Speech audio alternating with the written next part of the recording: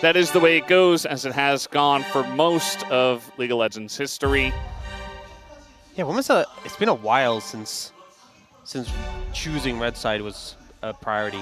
Yeah, you know, it would pop up here and there, but the time I remember it being like most dominant was when like Lethality Varus was really, really strong from red side. And that was like 2-3 years ago, I think. So yeah, it's not very common. See the bans coming out. Very popular bans on red side are like Pantheon and Varus. Wow, what a surprise. This is kind of thing, you know, blue side has a lot more flexibility with what they want to ban. We have the Lucian taken away from Diablo, which is something he's lent towards. Nico taken away from Keln as well. That engage option with a lot of priority in lane. And then Xin denied from Raptor, so feel more targeted. And we'll see. I feel like the third ban, a bit more flexibility for BNK FEARX if there's something they specifically want to deny away from DM Freecs. Azir did get buffed on this patch. It is open and available. But Talia also a big pick for Bulldog as well. And we know Vikla would love to get the Azir himself. We'll see if either of those mid laners going to look in. Yeah, maybe leave them both. As right at the last moment, we get the Poppy ban. Just getting a little worried as we had hit 0 seconds and the timer was ticking. Gwen picked up there for Dudu. Seen this pick do a lot of work when I can get going in the later stage of the game. We've seen a lot of answers though. Things like the Aurora in the top lane can obviously give it a hard time. Looks like they're going to lean to the Talia side of the matchup. So in rounds 1 and 2, we often saw the Talia taken and be favorable into the Azir. Internationally, we saw players being willing to take the Azir and be confident in that. So I imagine DM Freecs could do that, but instead they're going to go for the Nocturne Orianna combo. Really punishing into a mobile pick, so this Talia might end up feeling comfortable there, and I think Bulldog confident in the matchup, definitely a pick he's happy with. And a lot of backline threat immediately, and it makes me think, will they prioritize an AD carry here just to make sure they have something a little bit safe, and they opt not to, instead going for the Rumble, making sure that Clear has something where you can kind of put some pressure on the Gwen. Normally it's things like Rumble, like the Aurora that we see, and now going in the second rotation. I feel like for the DM Freecs, we often see when you're playing things like Nocturne, you want to target things like Xayah, Ezreal, especially if Nocturne Orianna. It's a lot easier to pull off that combo if you're limiting the safe AD carries. And sometimes Xayahs struggle with dodging it anyway, but it's still the best at dodging it.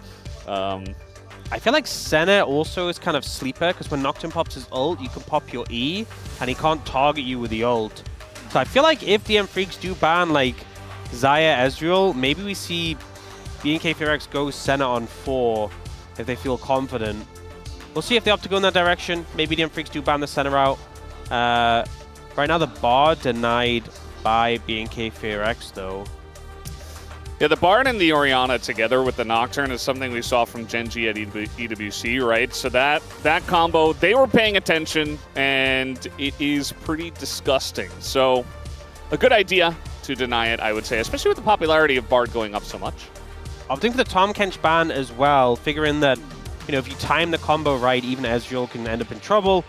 But the Tahm Kench can give a huge safety net to even a mobile AD carries, and BNK FEARX opting to go for the Alistar instead. I think that's a good pickup. Alistar combining with that Orianna, with that Nocturne would be a menace. And DM Freecs go for Zeri Lulu, so you have a lot of follow through, you have strong scaling, and into the Alistar you have a pretty free lane. I feel like here you might just have to kind of go towards the Senna. I feel like if you go the Ezreal, it's going to have a bad time later on. They actually go for the Kai'Sa instead. I mean, you can build Zhonya's later on this to survive the combo. It does commit you to a more forward-focused dive composition. But they already have so much AP in their comp as well. And people have been leaning more towards the AP composition. I feel like it does kind of put your composition on a bit of a timer into what DM Freecs have. But if you get the ball rolling early, you should just be able to take over the game. Yeah, I do feel like BNK did a lot of, we're going to focus on our composition, and you just do whatever you want over there.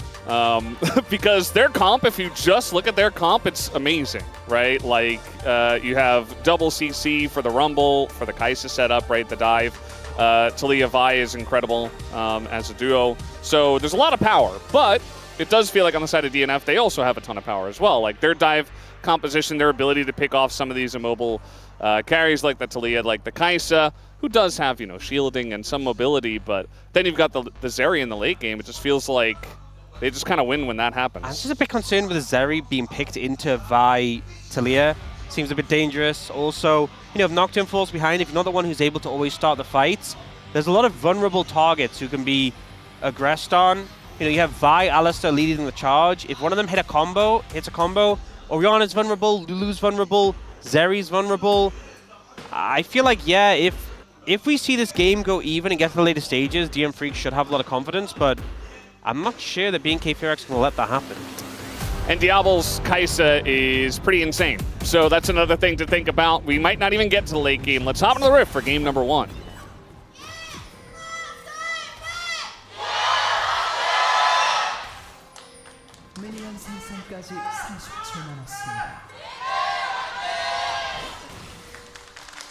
All right, here we go. Best Alistar skin selected. He's got his cowbell ready to go. Good job, Kellen. Not fan of the Outback? No. Whoa. I just care about the cowbell, and that's about it. When it comes to Alistar, at least, I do think that at the end of round 2, Diablo was like miles ahead of Berserker in terms of ability. Yeah. I think that Berserker had to do a lot of work, a lot of scrims, a lot of solo queue to get up to the level that Diablo was at. I do wonder, that's why it was our key player matchup, because I do wonder, is this going to maintain itself? This idea that, okay, Diablo is probably one of our top 580 carries, which is kind of insane for a team that's in 7th place. Up against Berserker, who unfortunately on DNF is down towards the bottom rungs. To be fair, I think it's really hard to look good as an AD carry in a team who are doing so bad, which is kind of credit to the moments when Berserker looked good. If your whole team is, if you're losing every game, an AD carry is funneled resources by the team. If your team are just losing, you're never getting that much resources. You have no front line, you have no ability to deal damage, you just kind of die a lot of the time. Every AD carry player listening to this is like, yes. Ox knows because, well, he's a support player. I've played enough AD carry in my times. Enough Ziggs AD carry in my times. And some Sivir, a little bit here and there. Natural, True, true.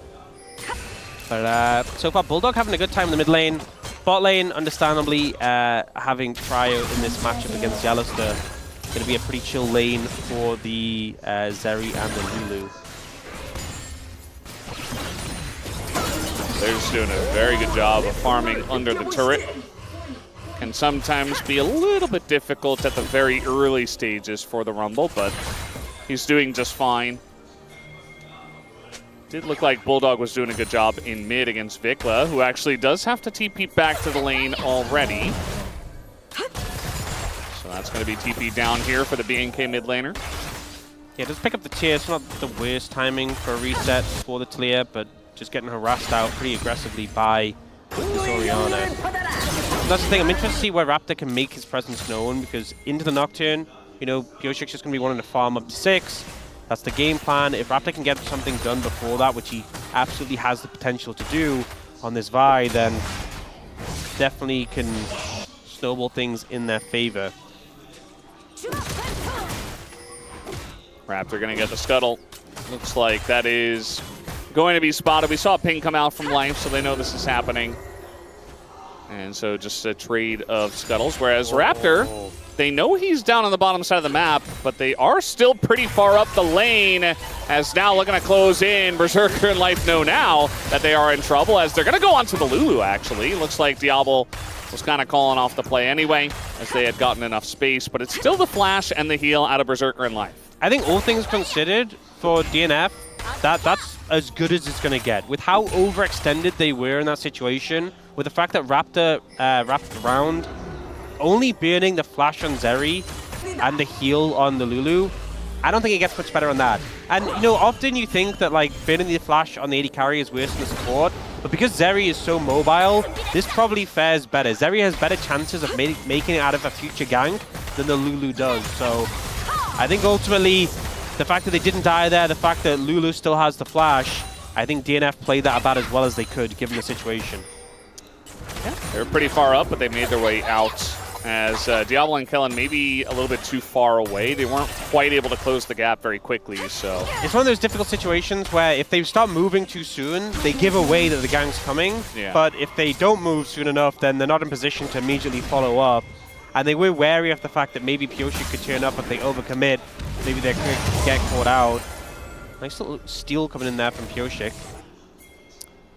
Yeah, gonna accelerate him just a little bit. Level 6, very important for both of these junglers. So any amount that Pioshik can get ahead is going to feel nice and help him for his first gank, which you would expect to be on to Vikla. You know, it is Orianna and Nocturne. But Vikla has held on to his flash. There hasn't been a lot of pressure there. Yeah, I think as you've got a Lulu support, so not a lot of roaming there. The only thing with ganking Talir is the lane's so short. You know, even though it's effective, if you don't necessarily have the damage yet, it can be kind of hard to 100-0. And if Vikla just flashes up to the combo, if he's not that deep in the lane, it can be a bit tricky. So we'll see where the angle is for Pioshik with that first ultimate once he gets it available. I will say, you know, even though I said Berserker, obviously only his flash being burned is a pretty good outcome for DNF. I want to see BNK FEARX look to capitalize on that, look to punish that, especially if Raptor does get that ult available. If they see a window to capitalize on the Zeri, they should absolutely take it. Pioshik, very aggressive banana brush control coming in here. He's going to hold on to his control ward as well. But now we got Rumble coming up the river, and here's a wall straight onto life. But there's the polymorph as well. Couple of flashes as Vikla's like, well, I got to get on the right side. And Pioshik says, well, so do I. And they both just kind of avoid the fight entirely. As now it is going to be the Scuttle Crab going over to Raptor. Felt like a bit of a panicked flash from Vikla there. The polymorph obviously caught him off guard, and now that Talir a lot more vulnerable than he was before, so potentially the opportunity for Pioshik and Bulldog to punish Vikla. Pioshik just at level 6. Was watching those XP bars. So did Raptor actually as he finishes off. Looks like the blue buff at this timing. Going straight into the Gromp. So both of our junglers going to be looking for making a play with their ultimate abilities at this point in time, but no real lane available at the moment. That's the only thing with Pioshik now having been his flash. If Raptor's there when the Nocturne goes in for the ult, the counter punch is available. You know, if an overcommit comes in, you ult Pioshik on the turnaround, could be disaster for DNF. Yeah, got to be very careful. You got to pick and choose your places. I think it deserves mention that DNF was part of some of our slowest games here at the LCK, and also some of our lowest kill games for the 2025 LCK. Actually tied, the other team is Bro, for the 2 games. As now we got the Orianna in a lot of trouble. Bulldog is going to flash away as they don't quite set up the play on time, and Bulldog gets away. Yeah, that was a very uncharacteristic misplay from Kellen, who Alistair's normally one of his best champions, and he just completely whiffed the combo. It looked like he was in range to headbutt, so I don't know if he just didn't press it or what happened there, but either way, just slammed the ground, and I think that should have just been a kill, if I'm being real. So a big misplay comes out, and as a result, we're going to see DNF able to pick up all, not all 3, just 2 grubs, but still a big advantage there. Now Vikla. This little face check gets polymorphed, and now he doesn't have his flash. Remember, he flashed earlier. Nocturne comes in. Pioshik picks up first blood on the top side of the map. As Pioshik says, thank you very much. I'll take that kill. Super easy pickup there, and Pioshik gets a stack for his Ultima Hunter, so he's happy on the back of that. And much easier setup, I feel. You know, Lulu not a champion, you typically feel like he's going to set up kills like that, but Vikla kind of just walks into the enemy bot lane, and DNF happy to take that one. Yeah. The Lulu CC and the ward coverage, very good from DNF. Yeah, the slow comes through, and then Berserker, it's a good knockback, honestly, from Vikla there, but there is nothing you can do about the Nocturne following up on the back end, and with no flash, you are just dead. Yeah. That's the thing about the Nocturne. Doesn't really care about the Vi, doesn't really care about the Taliyah, doesn't really care about the Alistar on his first initial go. So that damage is going to hit, and if he gets a Spell Shield on a good CC, then he can do even more. So especially into the Taliyah, and Vikla being alone, not going to feel good. But BNK, at least they're going to get this Dragon. Feels like a little bit of a consolation prize, as they only got one grub, and Zeri got a plate in top lane. So you know, the gold going heavily into DNF's pockets, and it's going on the people that you want it to go over towards. You know, the assist for the Zeri, the plate for the Zeri, the Ultimate Hunter stack, the immediately finished Hex plate here for Pioshik is actually very fast and might get some value in this game. You know, I've just noticed, was this a yesterday and I'm just blind, but the additional gold between the teams on the overlay. That was definitely there yesterday. Now we don't have to do math on stream anymore, Brendan. I know, it's crazy, isn't it? It just tells us DNF and 800 gold ahead. So many 900 years gold ahead of us messing up the numbers. They were like, well, we gotta fix this. Man, someone must have flubbed it really bad last season, and they were like, never again. I can definitely think of a couple of times. And then there's probably even more than that I can remember. That's making that job easier and easier. 900 gold, 1,000 gold. Oh, 1,100? Wow. Crazy. Oh, no, only 1,000 now. Yeah, it is not as big of a deal. Oh, only 900. Okay, well, actually dropping. Oh, 1,000 again.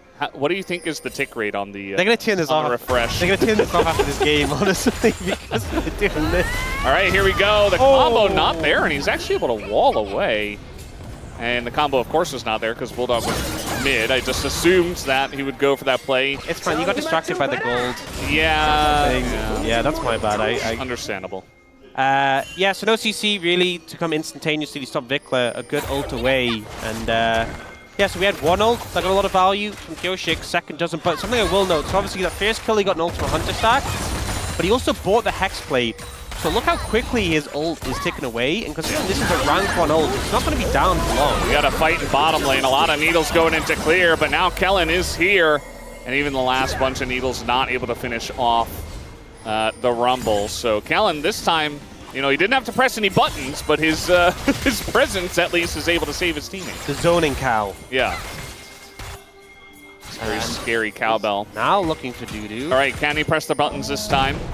Well, this time he is going to be able to, due to in a little bit of trouble, but the mist is going to help out a little bit in terms of those resistances, but eventually Dudu just kind of accepts his fate. Doesn't have flash, used exhaust earlier, and just kind of dies. So nice pickup there for BNK.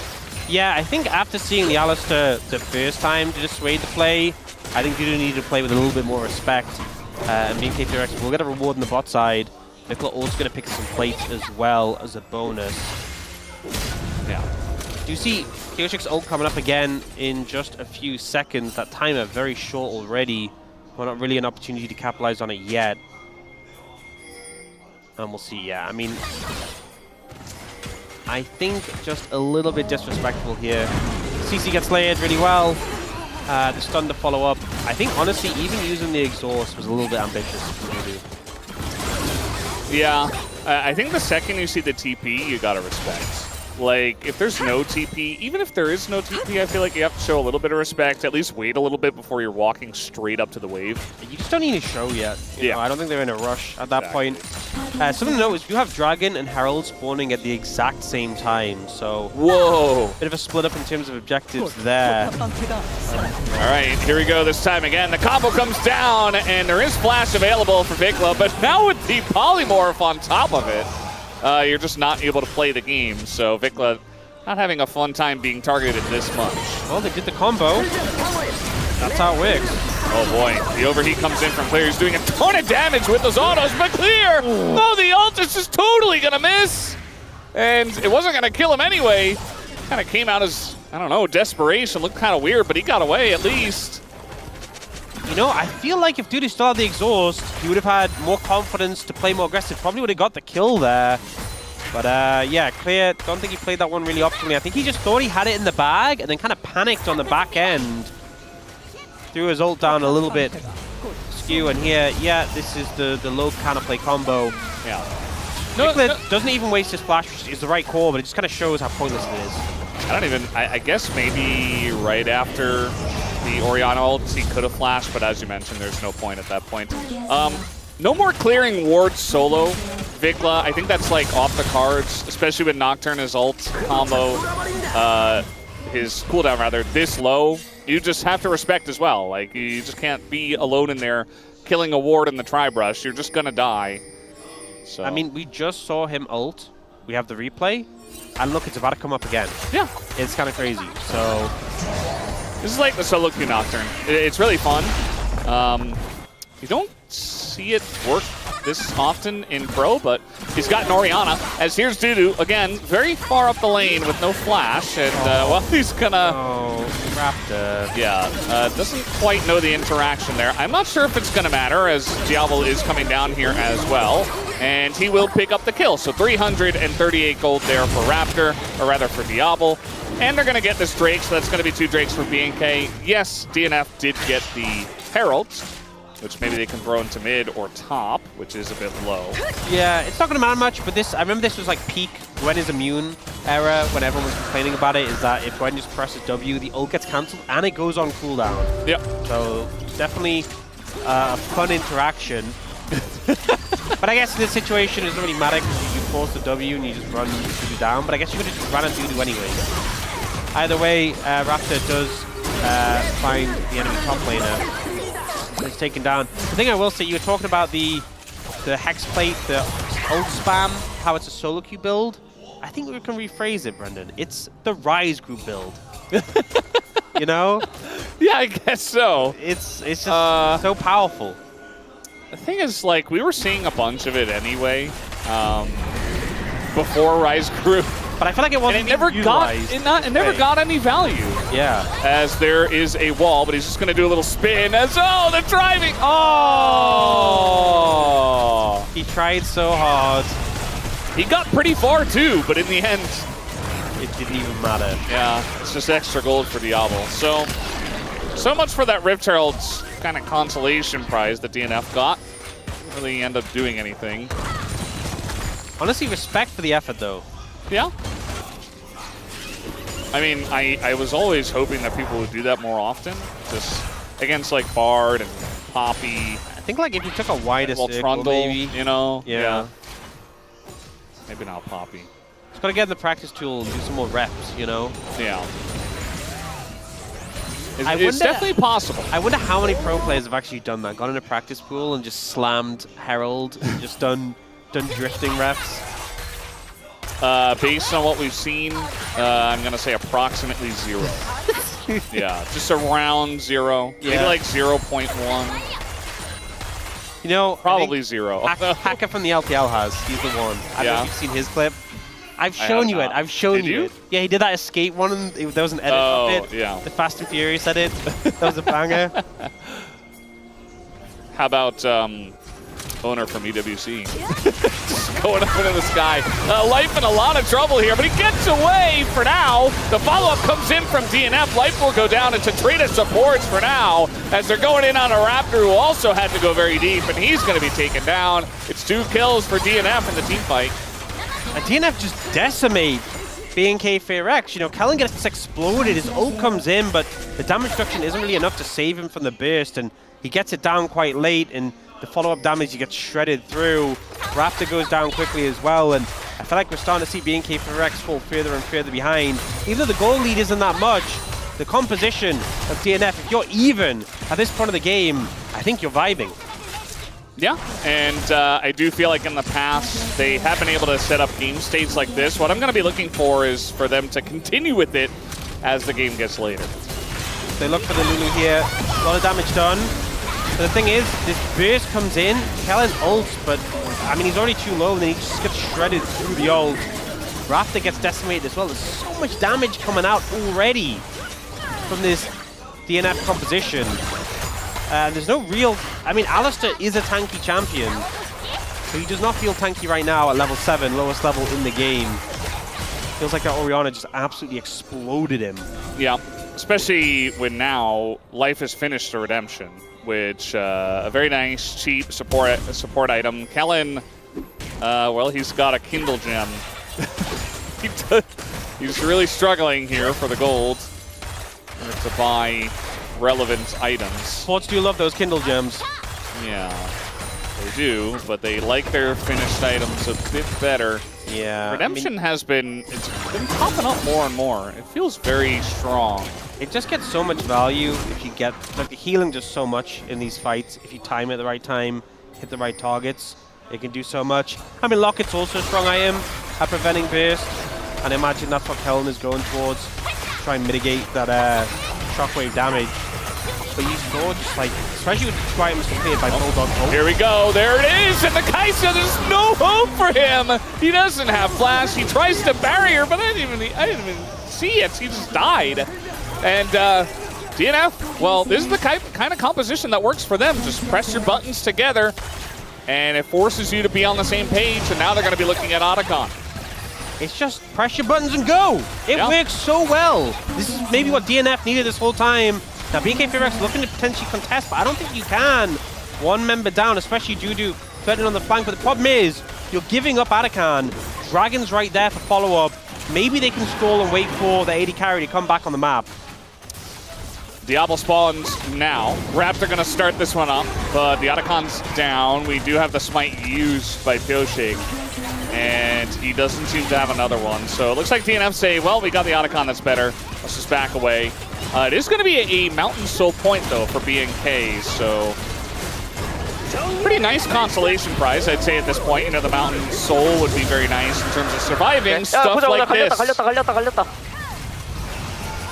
They've definitely been practicing this combo, and it's not that hard to do the combo, but we've seen a lot of pro teams even messing it up, and they've been pretty clean with it. You know, it feels like the main thing is being consistent, so every time you go, you get the timing right, and they've nailed it every time, especially there. Diablo going invisible, and they're still able to land it on him, so doing good work. And I would imagine this is the sort of game where... Oh, the flash on in, they want a combo on a Zeri, but guess what the real combo is? It's the one on the Kai'Sa, and Berserker lives! Don't even use the redemption on Berserker, he doesn't need it. They're going to use it to heal up the team, and Clear goes down. DNF are rolling BNK here in this big game. This seems like a painfully unfun game to play an AD carry into. DNF right now, unrelenting, pushing forwards with this pressure. Making you think, was the Kai'Sa the wrong call in this one? You know, we saw the Xayah ban come in, we saw the Tahm Kench ban come in. At least like the center, you can pop the E when the Nocturne ult comes through. We'll see a replay of this. Oh boy. Yeah. So you got the Lulu on top of it as well. It's never getting away. I think it's just also, look, it's a low counterplay combo from DNF, but I'm going to be honest, that was not the correct approach to the fight. You popped your E, you ran out, and you went, hey, I'm over here. Hey, look at me. Nocturne and Lulu that I'm running into. Not the approach that is going to allow you to live a lengthy life. Yeah, it's very true. Also, the focus in the fight from BNK was all over the place. They wanted to turn on the Berserker, who, by the way, still has Flash after that fight. Vikla flashed in to follow up onto the Zeri, and then they just lost their Kai'Sa, and they're like, oh. Even if they killed Zeri, I think they lose the fight. It didn't really matter at all. Yeah, I mean, they do have to try something, but it is feeling... I mean, they have 3 dragons. That's the only consolation prize at the moment. Mountain Soul would help, but I'm not sure it'd save them right now. The gold lead isn't crazy, but it just feels like compositioning in these later fights feels so rough for them. And it's not really going to get better. Yeah. Also, the Nocturne is so gigantic. He's just so fed. It's incredible. And I kind of like that Bulldog win for Zhonya second, because one of the ways you lose from this far ahead is you get Ahri, or not Ahri, Taliyah Vi comboed, and you just die immediately. And they already have a lot of damage in this comp with everybody else. So he's like, well, as long as I live, I think it's okay. That's the thing. If BNK FEARX are instead the ones ahead of the curve, you could see a scenario where Clear and Vikla have Zhonya's, maybe even Diablo has Zhonya's as well. And the Nocturne's not 4-0, he's not one-shotting people with the help of Orianna. That's when you can see the composition have struggles for DNF. But in this situation, I mean, the combo's just exploding immediately. And, you know, you have a broken Seeker's Arm Guard and clear, and that's it. You don't have the defensive tools. You don't have the luxury to buy those defensive tools. And the fight opens with one person being eliminated. You're basically playing a 5v4 while you're behind in gold. Yeah. It's not an easy spot here for BNK. You see that DNF are going to go for a reset with Baron spawning in 4, but importantly, the Mountain Soul potential for BNK here in a minute. So a lot of big objectives. Got to go back, spend that gold, and be ready for this one. Looks like Fearx is going to stay on the map, though. He wants to get the Scuttle Crab, it looks like, which will get some vision around Baron. I don't think there's any world in which BNK can rush a Baron unless like DNF totally mess up and like all 5 members are on the bottom side of the map or something. So, oh man, just seen the shield bow picked up for Berserker. He just got a Nash's Tooth, so I think this is when it feels really frustrating when you get like more defensive leaning items, like you said with the Zhonya's for Bulldog, and now like they're still going to do enough damage. They know they have enough damage. They're leading defensive because it just limits the options for BNK FEARX. And we now have a Terminus on the Kai'Sa, which I don't think feels very good. You know, the Kraken Slayer did get buffed this patch, and they obviously want a bit more AD from the Kai'Sa, but I feel like the problem is you kind of want to Zhonya sooner rather than later on this pick, otherwise you just, like, what does your damage matter if you're just dying immediately? Yeah. Okay, well, they're going to go in this time. The combo utilized on a Bulldog, but it's the one guy who has Zhonya's, and he just lives immediately. So much damage on a Pilchik, though. He will go down. And so that's the jungler out, and a big shutdown for Kellen, who does get a bunch of gold. Still very low health bars here on the side of BNK, and DNF not backing off yet, 4v5. Yeah, trying to get some resets coming in here, get some health back. Oh! Raptor. They can't get soul here, right? Enemy jungler down, but DNF is still scary. DNF are just going to give it up. Yeah, I feel like they could have prevented this, but they're a bit late to the party. Life is here now. We got a TP coming in as Raptor has the smite, so it's just gone.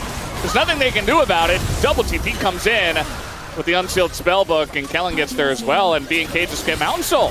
What a heist, honestly, from BNK FEARX. And look, the Mountain Soul doesn't suddenly fix all their problems, but it definitely makes things a lot easier. A huge pickup to be 3,000 gold behind and get that now. DNF heading straight over towards that Baron. The jungler's heading over. BNK FEARX get there in time to contest. Yeah, well, Raptor's going to be here. He's got a smite. They don't have any vision, but yeah, Raptor doesn't have any wards himself. This damage on this is getting very low, but he's going to pop the Paranoia. But in he goes! He gets that pit and he steals it away! No way you can let that happen!